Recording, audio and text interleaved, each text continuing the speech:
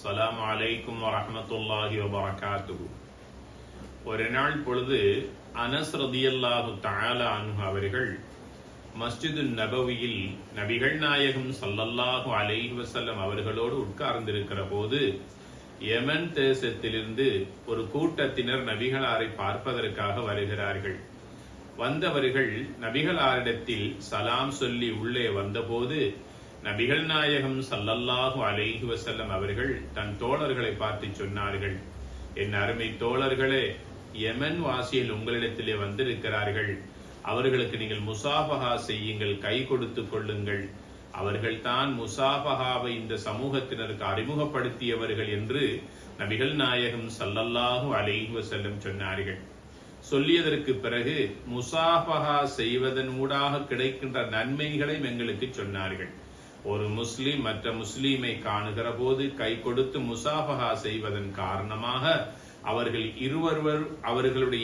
இருவருடைய கைகளும் ஒன்றோடு ஒன்று பிரிவதற்கு முன்னால் அல்லது அவர்கள் நிற்கின்றவர்கள் இருவரும் அந்த இடத்திலிருந்து பிரிந்து செல்வதற்கு முன்னால் முசாபஹா செய்த இருவருடைய சிறுபாவங்களும் மன்னிக்கப்படுகின்றன என்று நபிகள் நாயகம் ஸல்லல்லாஹு அலைஹி வஸல்லம் சொன்னார்கள்.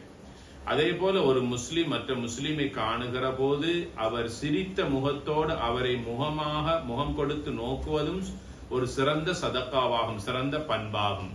அல்லாஹுடைய தூதர் கூறுகிறார்கள், எந்த ஒரு நன்மையான காரியத்தை நீங்கள் மலிவாக எண்ணாதீர்கள், அலட்சியமாக அதனை பார்க்காதீர்கள்.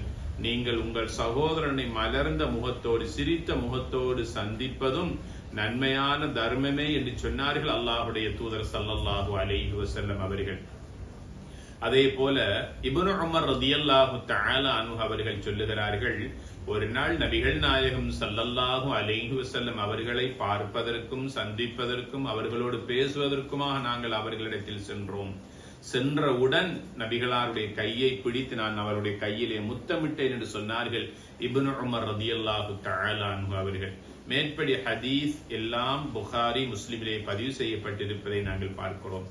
ஆக ஒரு முஸ்லிம் மற்ற முஸ்லிமை பார்க்கிற போது சிரித்த முகத்தோடு மலர்ந்த முகத்தோடு அவரை பார்ப்பது சதகா தர்மமாகும்.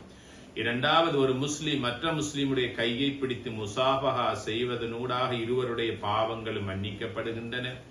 அல்லாஹுடைய தூதருடைய கையை முசாபஹா செய்தது மட்டுமல்ல, இப்னு உமர் ரலியல்லாஹு தஆலா அன்ஹு அவர்கள் அவருடைய கையை முத்தமிட்டு இருக்கிறார்கள். அந்த வகையில் ஒரு பிள்ளை தன்னுடைய தாய் தகப்பனுடைய கைகளை முத்தமிட்டுக் கொள்வதில் எந்த தவறும் கிடையாது. தன்னுடைய அந்தஸ்துக்கு மேலால் இருக்கக்கூடிய நல்லோர்கள், சாலிஹான மனிதர்கள், தக்வாதாரிகள், இறை விசுவாசிகள், இவர்களுடைய கையை அப்படி முத்தமிட்டுக் கொள்வதிலும் எந்த ஆச்சரியமும் இல்லை, எந்த ஆட்சேபனையும் இல்லை என்பதை இந்த ஹதீஸ்கள் மூலமாக நாங்கள் விளங்கிக் கொள்ளுகின்றோம். எல்லாம் வல்ல அல்லாஹ் நம் அனைவர்களுடைய பாவங்களை மன்னித்தல்வானாக. கேட்ட நற்பண்புகளை நமது வாழ்க்கையில் எடுத்து நடப்பதற்கு தௌஃபீக் செய்வானாக. வஸ்ஸலாமு அலைக்கும் வரஹ்மத்துல்லாஹி வபரகாத்துஹு.